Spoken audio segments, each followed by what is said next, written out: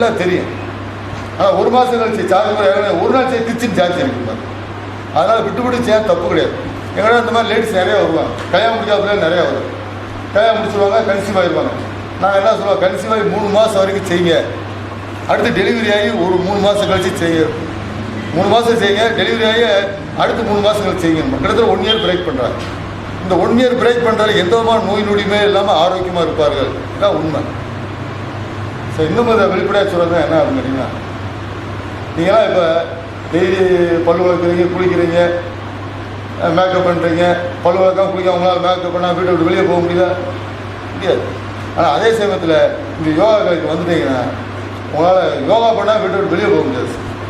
ஒன்றாவது ரொட்டீன் ஒர்க்காக ஆகிடும். எப்படி டெய்லி பல் வளர்க்குறீங்களோ குளிக்கிறீங்களோ அதோட டெய்லி ஒன்றாவது ரொட்டீன் ஒர்க்காக ஆகிவிடும். விட்டு விட்டு செய்ய தப்பு இல்லைன்னு தான் நான் சொல்லுவேன். ஆனால் உங்களால் விட்டு செய்யாமல் இருக்கவே முடியாது. ஒரு உதாரணம் பாருங்கள். இப்போ சிஸ்டர் இருக்காங்க, உழவர் சந்தைக்கு காய்கறி குறைக்க போகிறாங்க. அங்கே ஒரு அம்மா பயங்கரமாக இடிச்சு பறக்கிட்டே இருக்கு. வயிறா ஏமா தள்ளி போயிருந்தோம்மா. உடனே அந்த அம்மா என்ன சொன்ன, அந்த பெரிய சினி ஸ்டாரு, இப்போ சினி ஸ்டார் யாரா ஃபேமஸ் எனக்கு தெரியலடா, நான் தான் என்ன நக்மாவா சிம்ரனா திரிஸ்டா, நான் என்னை போய் தள்ளி நிற்க சொல்கிறேன் அப்படின்னு அந்த அம்மா வைவாங்க. உடனே இவங்க என்ன சொல்லுவாங்க, உன்னை பார்த்தா திரிசா மாதிரி தெரியலே இருப்பாங்க. அது காரணம் என்னன்னா, அந்த அம்மா மேக்கப்பே பண்ணாமல் வந்துடும். ஒரு சினிமா நடிகை மேக்கப்பே பண்ணாமல் வெளியே வந்தால் யாருமே சினிமா நடிகை ஒத்துக்கவே மாட்டாங்க சார். அந்தளவுக்கு அசிங்கமாக இருப்பாங்க.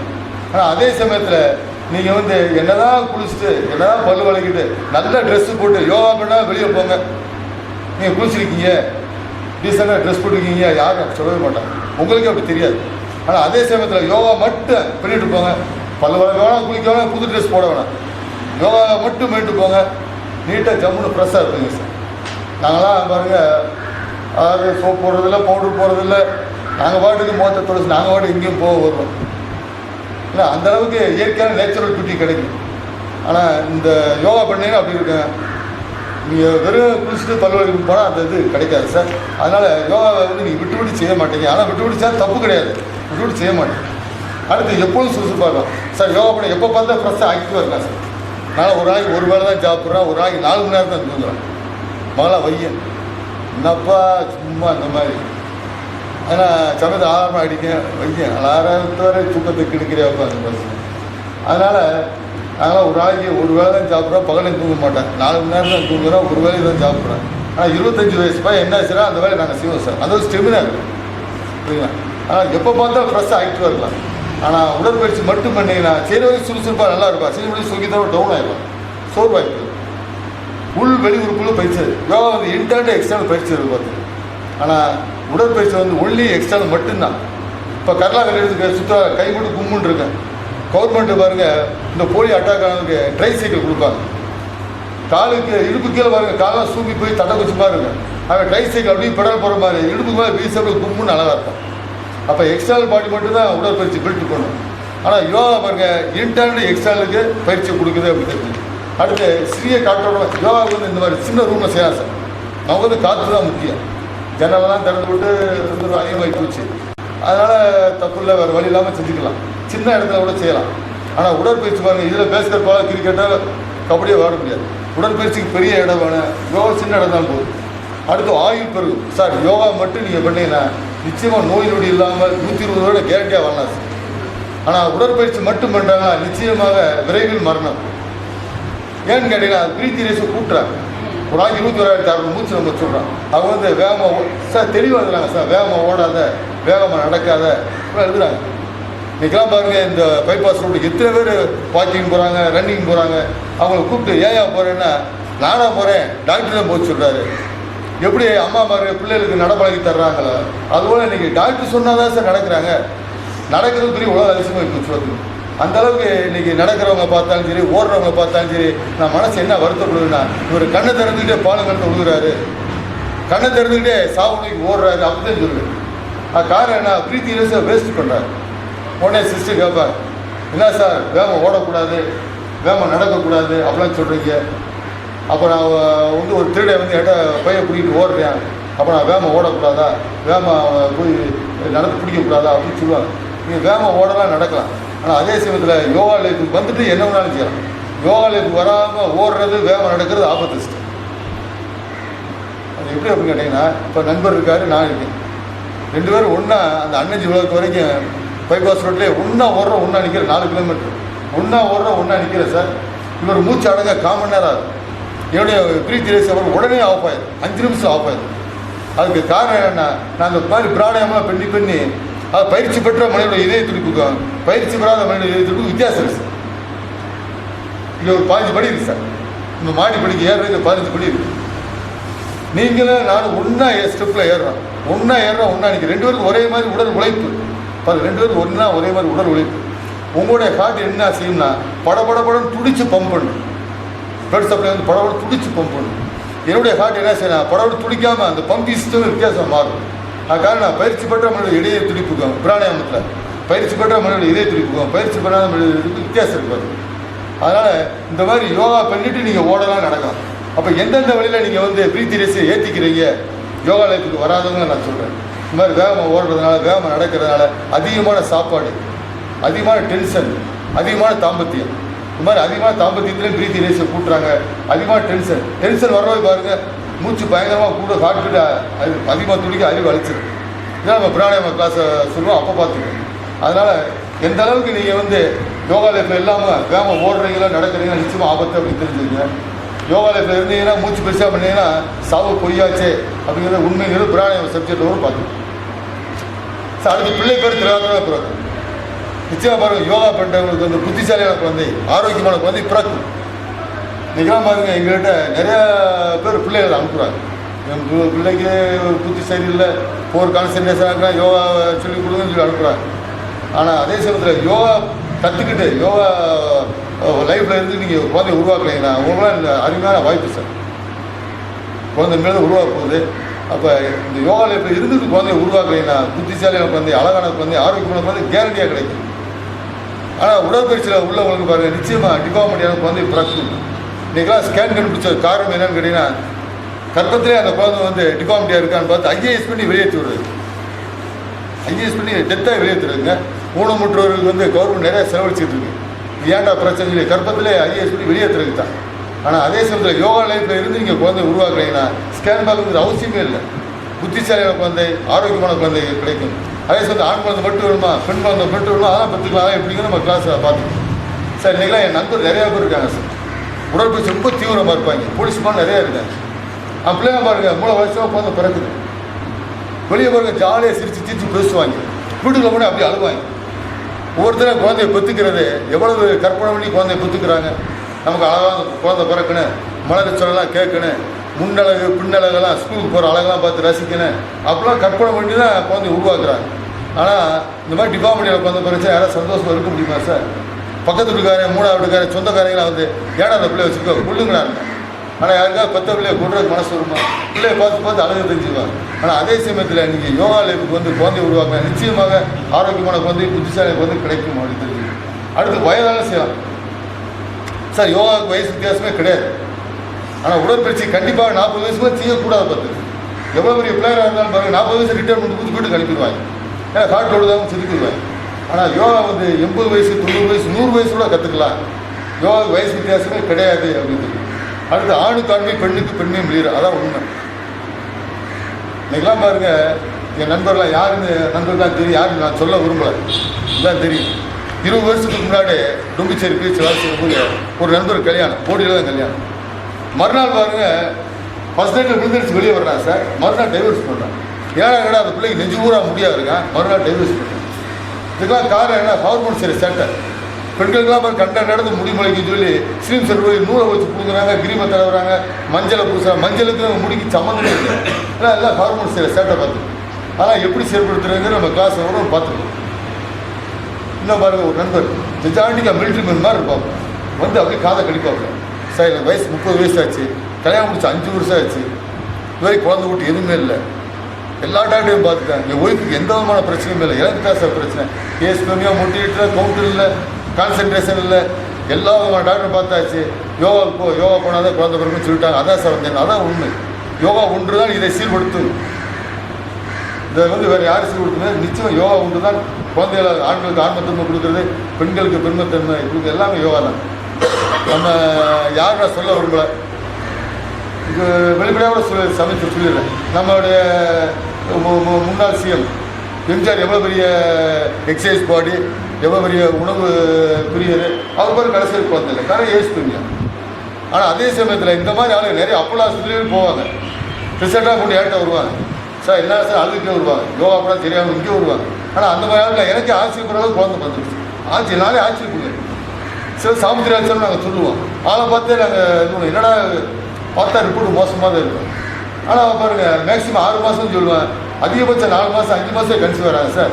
ஸ்ரீராம் தேட்டருக்கு ஏற்றாப்படி பழைய ஸ்ரீராம் தேட்டருக்கு பார்த்தீங்கன்னா ஏற்றாப்படி ஒரு டீ கடையில் பார்த்து அதில் அண்ணன் 3 பேர், அதில் 3வது தம்பிக்கெலாம் பாருங்கள் உண்மை ரொம்ப மோசமாக இருக்கார். நீங்கள் 2 பிள்ளைக்கு தாப்பாக இருக்கார் சார். அந்தளவுக்கு டெஸ்ட்லாம் பார்த்து என்கிட்ட ரிப்போர்ட்டாக காட்டுறாரு, அவ்வளோ அழகாக வந்துருச்சு. அதனால் குழந்தை எல்லாருக்கும் நிச்சயமாக குழந்தைய கொடுக்கக்கூடியது இந்த கலை கொண்டு தான் அப்படின்னு தெரிஞ்சு. அடுத்து கடைசி பாயிண்ட், வாழ்க்கை போரடிக்கிறது என்ற வார்த்தை சொல்ல மாட்டார், வாழ்வில் ஆனவன் நிம்மதியாக இருப்பார். சார் இது இன்றைக்கெல்லாம் வாழ்க்கை போரடிக்கிறதுங்கிறது ரொம்ப விகாசம் ஆகிப்போச்சு. எனக்கு தெரிஞ்சு பாருங்கள், அழகான மனைவி இருக்கேன், காரு வீடு பங்களா இருக்கேன், பிள்ளை நல்லா இருக்கேன், டெய்லி லட்சக்கணக்கான டேர்ன் ஓவர் ஆகும், வேலை செய்யறதுக்கு 100 பேர் இருப்பாங்க, இவ்வளவு வசதி வாய்ப்பு பாருங்க, என்னையா வாழ்க்கை அப்படின்னு அவங்க மனசுக்கு மாதிரி தானே முந்துக்குவாங்க. இவங்களாம் பாருங்கள் ஜாலியாக இருக்க டூர் போவாங்க, சில ஃபாரின் கூட டூர் போவாங்க, போகிற வரைக்கும் ஜாலியாக இருப்பாங்க, போய்ட்டு அப்படியே நுந்து போயிடுவாங்க. என்னையா வாழ்க்கை இப்போ இனம் புரியாத மனசுக்கு ஊற்றிக்கிட்டே இருக்குது சார். நீங்கள் எங்கே பார்க்கலாம்னா கிராமத்தை பார்க்கலாம். ஒரு கிராமத்தை வர கிளவி வந்து திண்ணையில் வந்து கத்திரையை போட்டு இடிச்சுட்டு ரோட்டில் வேடிக்கை பார்த்துட்டு அது பாருங்க, ஒரு நண்பர் டெய்லி ஹாஸ்பிட்டல் வைத்து போயிட்டே இருக்கும். அந்த கிளவி பாருங்க 10 நாள் பார்க்க 11ஆவது அவனை கூப்பிடாது, ஏய் வாடா வாடா. ஏன்னா உன் உடம்புல வியாதி இருந்தாலும் டாக்டர் குணப்படுத்துவார், உன் மனசில் இருக்கிற வியாதி எந்த டாக்டரை குணப்படுத்துவார் சொல்லி வை. அது உண்மை. உடலில் இருக்கிற வியாதினா டாக்டர் குணப்படுத்துவார், ஆனால் மனசில் இருக்கிற வியாதி எவ்வளோ பெரிய டாக்டர் குணப்படுத்த முடியாது. யோகா ஒன்றே தவிர, யோகா ஒன்று தான் உடலில் உள்ள குறையாக இருக்கட்டும், மனசில் உள்ள குறையாக இருக்கட்டும், ரெண்டையும் சீர்படுத்துகிற யாருங்கன்னா இந்த கலை தான். சரியாக பாருங்கள், ஒரு 7 வருஷம் இருக்குது, இல்லை 8 வருஷம் இருக்குன்னு நினைக்கிறேன். நல்லா யோசனை பண்ணி பாருங்கள். இந்த ஏர்வாடி தர்காவில் வந்து அந்த மனநோயாளிகள் காப்பகத்தில் வந்து இந்த ஒரு 35 பேர் செயினை வந்து இரும்புக்கு செயினை வச்சு கட்டி போடுறவங்க வந்து ஒரு ஃபயர் ஆக்சிடென்ட் 35 பேர் கறி சுற்றி போட்டாங்க. பாருங்கள், இந்தியா பூராவே அழுதுச்சு, நடா அப்படி ஆகி போச்சு. ரொம்ப சோகமான நிகழ்ச்சி தான் அது. நிகழ்ச்சி நடந்து ஒரு 3 மாதம் கழிச்சு பாருங்கள், திருமணம் பேப்பர்கார் வந்து இந்த இந்தியா பூரா சர்வே பண்ணி இந்தியாவில் கிட்டத்தட்ட அப்போ 100 கோடி பேர், இந்தியாவில் கிட்டத்தட்ட 100 கோடி பேர் இருக்காங்க. இந்த 100 கோடி பேரில் கிட்டத்தட்ட ஒரு 85 லட்சம் பேர் மனநோயால் பாதிக்கப்பட்ட இருக்காங்க அப்படின்னு ஒரு சர்வே ரிப்போர்ட் போட்டாங்க. நான் அப்படி பேப்பரை படித்து பார்த்து சிரித்தேன். சிரித்தவுடனே என் வீட்டுக்காரம்மா ஏங்க சிரிக்கிறீங்களே என்னை ஒரு மாதிரி கேள்வி கிட்டால் பார்த்தா நாங்கள் பாரு திருமண பேப்பருக்காரர் வந்து தப்பான கணக்கு பொய் கணக்கு சொல்கிறாரு அப்படின்னு. என்ன பொய் கணக்கு அப்படின்னோடனே, இந்தியாவில் 100 கோடி பேர் இருக்காங்க, 100 கோடி பேர்னா 85 லட்சம் பேர் தான் மெண்டலாக இருக்காங்கன்னு சொல்லி தப்பு கணக்கு சொல்கிறாங்க. ஆனால் இது தப்பு. என்ன தப்புன்னா, இந்தியாவில் 100 கோடி பேர் 100 கோடி பேருமே மெண்டல் தான் சார். இப்படி சொல்லி யாரும் தப்பாக நினைக்காது. 100 கோடி பேருமே மனநோயாளிகள் தான். எல்லா பேருமே பாருங்கள் சித்தர் தெளிவாக, எல்லா பேருமே உலகமேனும் நாடகமேடை எல்லாமே நடிச்சுக்கிட்டே இருக்காங்க. யாருமே உண்மையான வாழ்க்கை வாழவே இல்லை. எல்லாமே ஒருத்தர் ஏமாற்றிக்கிட்டு இருக்காங்க, சந்தோஷமாக இருக்கிற மாதிரி நடிச்சுக்கிட்டு ஏமாற்றிக்கிட்டே இருக்காங்க அப்படின்னு சொல்லி சித்தர் சொல்கிறாங்க சார். இப்போ இருக்காரு, கல்யாணம் முடிச்சவர் தான், பிள்ளையெல்லாம் இருக்குது, இப்போ அப்பா அம்மாவும் இருக்காங்க. ஆனால் இவர் அப்பா அம்மா ஏமாற்றிக்கிட்டே இருப்பார். இவர் சந்தோஷமாக மகிழ்ச்சியாக இருக்கும் போது வெளியே சோதனை கட்டிட்டு, ஆணாக இருந்தாலும் பெண்ணாக இருந்தாலும் வெளியே நடிச்சுக்கிட்டே இருக்காங்க, உண்மையான இன்பத்தை பார்க்கவில்லை. அதே சமயத்தில் நம்ம என்ன சொல்கிறோம்னா, சொர்க்கம் இருக்கா நரவம் இருக்கான்னு யாருக்குமே தெரியாது, செத்தபுரம் எங்கே ஓடும் யாருக்குமே தெரியாது. ஆனால் எல்லா பேருமே நரவலோகத்தை இங்கே அனுபவித்து கொண்டு இருக்கிறார்கள். ஆனால் உண்மையாக நீங்களாம் அந்த யோகாவுக்கு வந்தீங்கன்னா சொர்க்கலோகத்தை இங்கேயே பார்க்கலாம். எல்லாம் நாங்கள் அனுபவிச்சுட்டு வரோம். இப்போ யோகாங்கிற ஏட்டு சொல்ல கிடையாது, நாங்கள் ரிசர்ச் பண்ணுறோம். யோகாவை அனுபவிச்சு என்னடா இவ்வளோ பெரிய அருமையாக மக்களுக்கு போய் சேர மாட்டேங்குது, ரீச் ஆக மாட்டேங்குது. நாங்கள்லாம் ரொம்ப மனசு வெந்து போய் தான் இந்த கலையை எடுக்க ஆரம்பித்தோம். பார்த்துக்கோங்க, இந்த கலை எல்லா பேரும் கொலை பண்ணிட்டு இருக்காங்க, கமர்ஷியல் பண்ணுறாங்க. இப்போ ஒரு நல்ல கலை வந்து கொலை பண்ணுறாங்க இல்லை ஆதங்கம் தாங்காமல் தான் நம்ம கிளாஸ் எடுக்க ஆரம்பித்தோம். அதனால் இந்த யோகா கலைக்கு வந்தீங்கன்னா இந்த சொர்க்கத்தை நீங்கள் எங்கேயோ பார்க்கலாம், திருப்பி திருப்பி நான் சொல்கிறேன். யோகா பாருங்கள், நம்ம நிறையா கிளாஸில் வரும், அப்போ நம்ம அதெல்லாம் பார்த்துக்கணும். இப்போ இந்த உடற்பயிற்சிக்கு யோகாவுக்கு வித்தியாசம் மட்டும் நம்ம சொல்லிட்டோம். கடைசி கேள்வி 8வது கேள்வி 9வது கேள்வி ஒரு 2 நிமிஷம் முடிச்சிடலாம். 8வது கேள்வி பாருங்கள், எந்த வயதில் யோகா செய்யலாம் அப்படிங்கிற கேள்வி இருக்குது. எந்த வயதில் செய்யலாம்னா, சின்ன பிள்ளைய வந்து ஆசனத்தை மட்டும்தான் செய்ய வேண்டும். மேஜராக முன்னாடி ஆசனத்தை மட்டும்தான் செய்யணும். இன்றைக்கெல்லாம் நீங்களாம் இருக்கீங்க, வீட்டில் பிள்ளைகள்லாம் இருக்கும், இந்த வீட்டிலலாம் பிள்ளை ரொம்ப சேட்டக்கார பிள்ளை, அம்மா செய்கிறத பார்த்து அந்த பிள்ளையை சேர்த்துச்சு, தப்பு இல்லை. ஆசனத்தை வந்து யாரும் தான் செய்யலாம். சின்ன பிள்ளைய உருடுறது, தவறுறது, குப்பரடிக்கப்படுறது எல்லாமே ஆசனம் தான். ஆசனத்தை யாரும் தான் பண்ணலாம். ஆனால் இந்த பிராணாயாமம் தியானம் மட்டும் பாருங்கள், மேஜரானது மட்டும்தான் செய்ய வேண்டும். இப்போ யாராட்ட எந்தெந்த திறமை இருக்குன்னு சொல்ல முடியல சார். நீங்கள் 10 வயசுக்குள்ளே பிஎஸ்சி எக்ஸாம் இருக்குது, 12 வயசுக்குள்ளே எம்எஸ்சி எக்ஸாம் இருக்குது, அந்தளவுக்கு திறமை இருக்குது. ஒரு 10 வயசு பிள்ளையை கூப்பிட்டு இந்த அஷ்டாங்க யோகத்தை கரெக்டாக சொல்லி கொடுத்துட்டேன்னு வைங்களேன், சரியாக அந்த பிள்ளை பிராணாயாமம் தியானம் பண்ணிருச்சுன்னு வச்சுக்கலாம். என்ன ஆகுதுன்னா அந்த பிள்ளை என்றும் பதினாறு அப்படி நின்றுவது, 10 வயசு அப்படி நின்றுவது. இப்போ சிஸ்டர் இருக்காங்க, இந்த யோகாவில் கரெக்டாக செய்கிறாங்க, என்னால் செய்ய முடியல, ஓப்பனாக ஒத்துக்கிறேன். இவங்க செய்கிறாங்க, திறமை இருக்குது, செய்கிறாங்க. இப்போ 100 வருஷம் கழிச்சு பார்த்தா என்றும் பதினாறு இப்படி இருப்பாங்க. இவங்க ஃப்ரெண்ட்ஸ் எல்லாம் பாருங்கள் கம்பவுண்டி கிளையாக இருப்பாங்க, இவங்க பாருங்கள் என்றும் பதினாறு அப்படி இருப்பாங்க. அது காரணம் என்ன? செல்ஃப் டிவிஷனை நம்ம கட்டுப்படுத்துகிறோம். இந்த யோகாவில் இப்போ வந்தாச்சு இந்த ஹார்ட் பீட்டை குறைக்க பாருங்கள், செல்ஃப் டிவிஷன் வந்து ஆட்டோமேட்டிக்காக வரிசையை மட்டும் கண்ட்ரோல் ஆகும். அப்போ என்றும் பதினாறாக அப்படியே இருக்கலாம். அப்போ சின்ன பிள்ளைகளுக்கு நம்ம சொல்லிக் கொடுத்தோம்னா அது கரெக்டாக செஞ்சிருச்சு அப்படி நின்று அது தப்பு. மேஜரான பிறகு செஞ்சாங்கன்னா ஒரு அப்படி நின்னா பரவாயில்லை. ஆனால் கண்டிப்பாக மேஜராக மட்டும்தான் இந்த பிராணாயாமம் தியானம் செய்ய வேண்டும். ஆனால் நிறையா சென்டரில் பாருங்கள், வா மூச்சு பயிற்சி பிராணாயாமம் சொல்லித்தரேன், வாவாவும் தியானம் சொல்லித்தரேன் அப்படிலாம் சொல்லிக் கொடுக்குறாங்க சார். அது எந்த அளவுக்கு சொல்லித்தரேன் நமக்கு தெரியாது. ஆனால் அதெல்லாம் தப்பாக ரைட்டாகுது எனக்கு தெரியாது சார். பார்த்துங்க. அடுத்து யோகனால் தீமை எதுவும் உண்டு இருக்கா அப்படிங்கிற நிச்சயமாக தீமைங்கிறது கிடையாது சார், தீமைங்கிறது கிடையாது. ஆனால் அதே சமயத்தில் என்ன நம்ம புக்கில் எழுதியிருக்காங்க கிடையாது. 11வது பக்கத்தை பாருங்கள், யோகா செய்பவருக்கு சில யோசனைகள் அப்படின்னு சொல்லி எழுதுது. யோகா செய்வதற்கு சில கட்டுப்பாடு அப்படின்னு. என்ன கட்டுப்பாடு அப்படின்னா கண்டிப்பாக வெறுவத்தில் தான் செய்யணும். ஏன் வெறுவத்தில் தான் செய்யணும் அப்படிங்கிறீங்கன்னா, ஜீரணம் பெரிய மிஷின் சார். சாப்பிட்டோடனே நீங்கள் ஏதாவது ஒரு மம்முட்டி எடுத்து பண்ணுறீங்க, வேகமாக நடக்குது, அது கூட தப்பு தான். சாப்பிட்டோடனே பாருங்கள், நம்ம உடம்புல வந்து பெரிய மிஷின் ஜீரணம் பண்ணுறோம். சாப்பிட்டோடனே 75% பிளட் வந்து அங்கே போச்சாரும். சாப்பிட்டோடனே நம்ம யோகா பயிற்சி பண்ணோம்னா அங்கங்கே பிளட்டை வெளியே எடுத்துவோம்.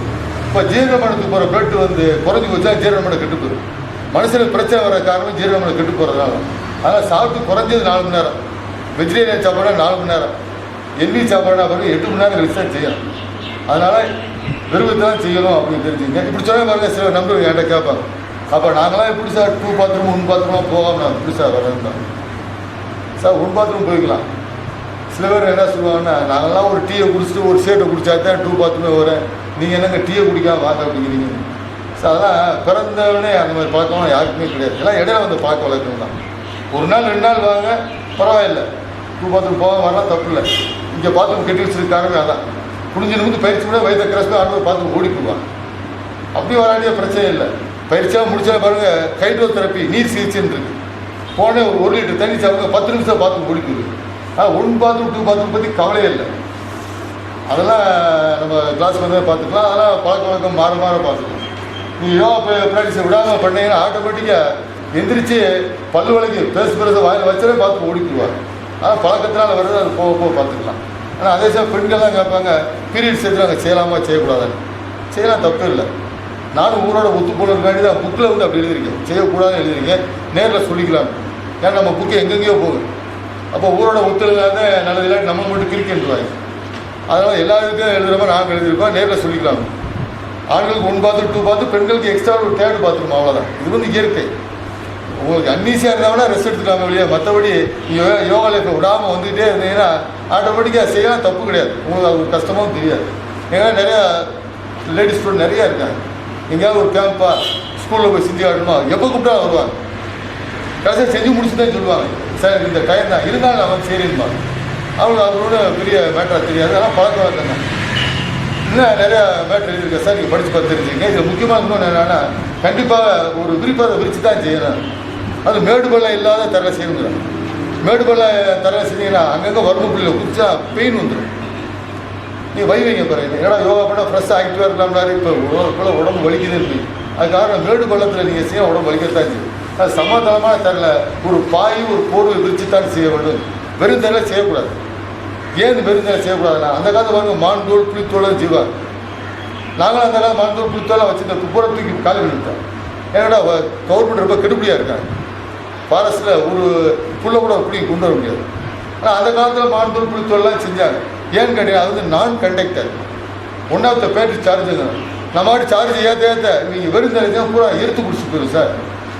அதனால் கண்டிப்பாக ஏதாவது ஒரு விருப்பம் விரிச்சு தான் செய்யணும். அந்த காலத்தில் அவசியமாக நம்ம இப்போ செய்யணுங்கிற அவசியம் இல்லை. ஒரு பாய் போர்வை விரிச்சு கூட செய்யுங்க. கண்டிப்பாக வெறும் தரையில் செய்யக்கூடாது. அப்படி தெரிஞ்சுங்க. மற்ற கண்டிஷன்ஸ்லாம் புக்கை படித்து பார்த்து தெரிஞ்சுங்க. இன்றைக்கு இந்த அளவுக்கு போதும் சார். இதில் வேறு ஏதாவது சந்தேகம் இருந்தால் நீங்கள் கேட்டுக்கலாம் சார். இப்போ நம்ம இதுக்கு முதல் கிளாஸ் வரைக்கும் என்ன சொன்னோம் அப்படின்னு கேட்டிங்கன்னா, யோகாவுடைய பேசிக் இன்ட்ரோடக்ஷன், யோகான்னா என்ன அப்படிங்கிறத நம்ம சொன்னோம்.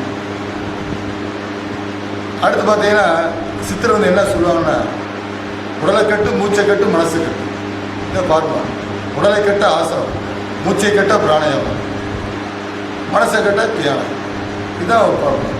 அது உடலை கட்டினா நோய் நொடிலாம் வாழலாம், மூச்சை கட்டினாக்க மனசை சீர்படுத்தலாம், தியானம் செஞ்சாக்க காரிய சித்திக்கு தியானம். இதுதான் அவங்களுடைய கணக்கு. அது மூச்சு பயிற்சி நிறையா இருக்குது. அதில் கிங்கு யாருன்னு கேட்டீங்கன்னா பிராணாயாமம். அதை நம்ம அந்த சப்ஜெக்டில் பார்த்துக்கலாம். அதே சமயத்தில் ஆசிரம்னு எடுத்துக்கிட்டோம்னா அதுவும் கிட்டத்தட்ட ஆயிரக்கணக்கான ஆசிரம். சித்தருடைய பார்வை என்ன அப்படின்னு கேட்டீங்கன்னா, ஒரு உயிரை பார்த்தாலும் சரி, ஒரு பொருளை பார்த்தாலும் சரி, அப்படியே